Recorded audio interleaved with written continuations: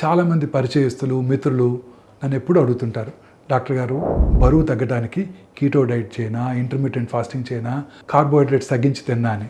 కొన్ని రోజులు కొన్ని వారాలు చాలా కట్టుదిట్టంగా అమలు చేస్తారు. కానీ నిజంగా ఆలోచిస్తే మనలో ఎంతమంది వాటిని నెలలు సంవత్సరాల పాటు కొనసాగించగలం?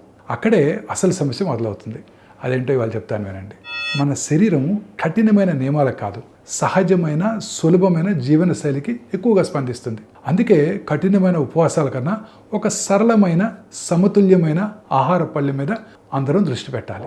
మన పళ్ళెంలో సగభాగం రంగురంగుల కూరగాయలు, పాలకూర, క్యారెట్, బీన్స్, దోసకాయ, క్యాబేజీ వంటివి. ఇక మరొక భాగం పప్పులు, గుడ్లు, చికెను, చేప, పన్నీర్ వంటివి. ఇక మూడో భాగం కార్బోహైడ్రేట్స్ అంటే పిండి పదార్థాలు, అన్నము, రొట్టె, జొన్న, రాగి, సజ్జలు. వీటికి తోడు కొద్దిగా ఆరోగ్యకరమైన కొవ్వులు, బాదము, అక్రోట్స్, కొద్దిగా నెయ్యి లేదా వేరుశెనగ నూనె.